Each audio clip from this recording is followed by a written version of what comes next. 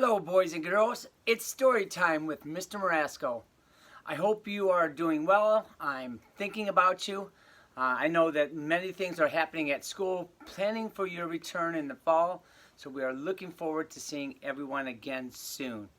Summer is coming up. I hope you have some thoughts about what you're going to do this summer.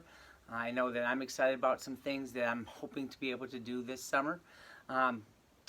I've enjoyed spending some time with you through these videos, and I hope that you continue to watch. Today's video is kind of a very special one and an important one to me, and we'll talk about that in a few minutes. I want to shout out to Audrey Dennis. Audrey Dennis was the first person to correctly name the University of Texas for this week's helmet. Thank you, Audrey Dennis. The next helmet for this week is this one. The hint I'm going to give you is that many people go to this state for vacation during spring break and during the summer. Obviously, their nickname is the Gators. So the first person who can get back to me what university wears this helmet. All right. Story time. This is a story that I used to read to my kids. It's also a story that I used to read to a lot of my sports teams because I think it has a lot of meaning to it if you listen to it. If you've ever felt like you were not good enough, if you've ever felt like someone's been mean to you or has picked on you, I want you to really pay a special attention to this story here. All these things keep popping up on my screen. All right? And this story here is called You Are Special by Max Lucado. Now, it's kind of a longer story, so I'm going to kind of get through this as quickly as I can. All right. You are special. The Wemicks were small wooden people. All of the wooden people were carved by a woodworker named Eli. His workshop sat on top of a hill overlooking the village.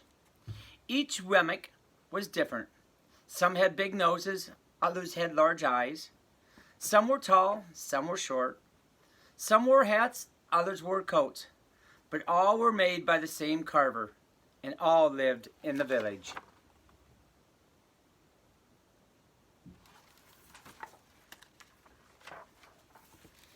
And all day, every day, the Wemicks did the same thing. They gave each other stickers. Each Wemick had a box of golden star stickers and a box of gray dot stickers. Up and down the streets all over the city, people spent their days sticking stars or dots on one another. The pretty ones, those with smooth wood and fine paint, got the gold stars. But if wood was rough or painted or chipped, the Wemicks gave out dots.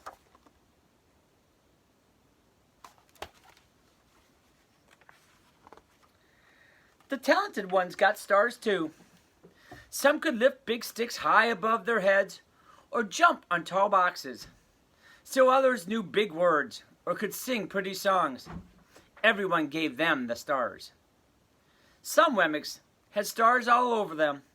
Every time they got a star, it made them feel good. It made them want to do something else to get another star. Others, though, could do little. They got the gray dots.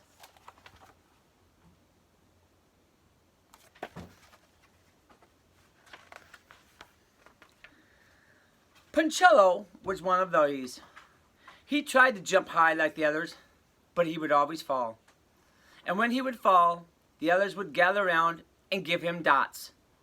Sometimes when he fell, his wood got scratched, so people would give him more dots. Then, when he would try to explain why he fell, he would say something silly, and the Wemicks would give him even more dots.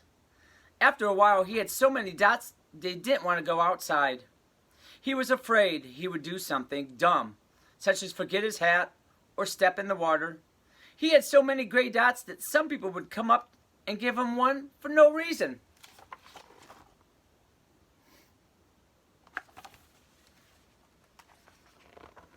He deserves lots of dots, the wooden people would agree with one another. He's not a good wooden person. After a while, Puncello believed them. I'm not a good Wemmick, he would say. The few times he did go outside, he hung around other Wemmicks who also had lots of dots. He felt better around them.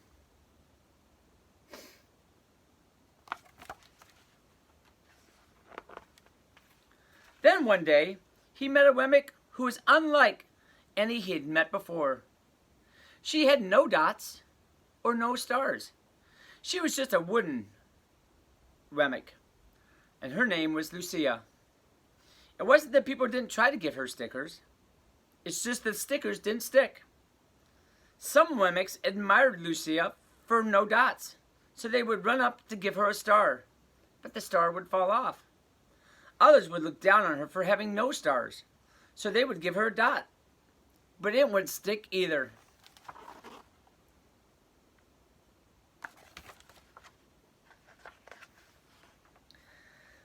That's the way I want to be, thought Punchello.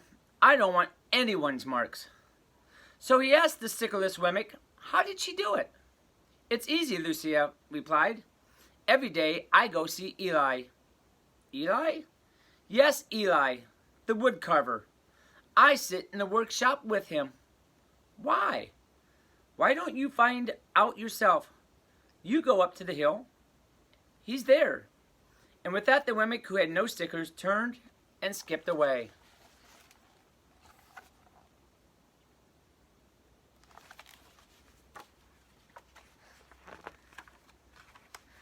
But will he want to see me? Punchello cried. Lucia didn't hear. So Punchello went home. He sat near the window and watched the wooden people as they scurried around, giving each other stars and dots.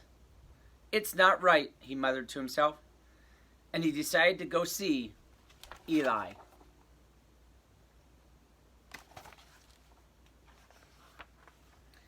He walked up the narrow path to the top of the hill and stepped into his big shop. His wooden eyes widened at the size of everything. The stool was as tall as he was. He had to stretch on his tippy toes to see the top of the workbench. A hammer was as long as his arm. Punchello swallowed hard.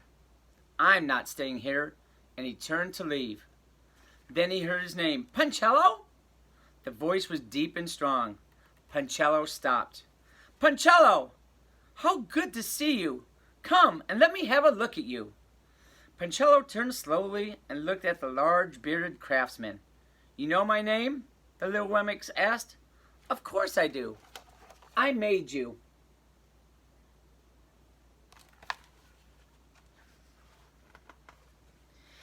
Eli stooped down and picked him up and set him on the bench. The maker spoke thoughtfully as he looked at the gray dots. Looks like you've been given some bad marks. I didn't mean to, said Eli. I really tried hard. Oh, you don't have to defend yourself to me, child. I don't care what the other Wemmicks think. You don't? No, and you shouldn't either. Who are they to give stars and dots? The Wemmicks are just like you. What they think doesn't matter, Punchello. All that matters is what I think. And I think you are special.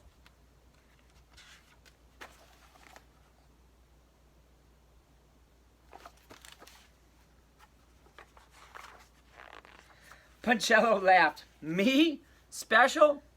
Why, I can't walk fast. I can't jump. My paint is peeling. Why do I matter to you? Eli looked at Punchello, put his hands on those small wooden shoulders, and spoke softly. Because you are mine, and that's why you matter to me. Punchello had never had anyone look at him like this, much less his maker, so he didn't know what to say.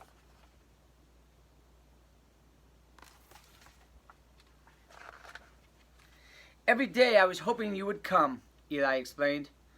I came because I met someone who had no marks, said Punchello. I know. She told me about you. Why don't the stickers stick on her? The maker spoke softly. Because she has decided that what I think is more important than what they think. The stickers only stick if you let them. What? The stickers only stick if they matter to you.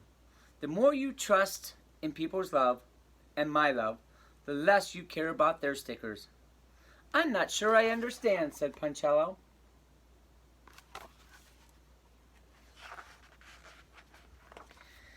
Eli smiled. You will, but it will take time. You've got lots of marks.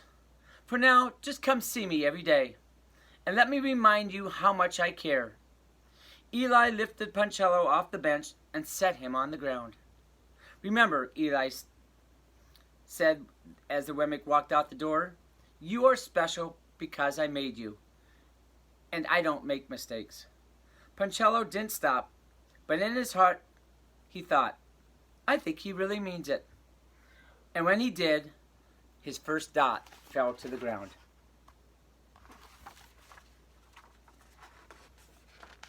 Boys and girls, I want you to know that people can be mean to you. People give out lots of dots in our lives. But there are people that love you very much. Those are the people that we should be listening to. Those are the people that matter. Our parents, our teachers, our youth pastors, our coaches. Those are the people who care and really matter. So, lots of people are going to be handing you dots. Some people are going to be given stars. But believe in yourself and trust those around you that love you. Have a great day. I will see you next week.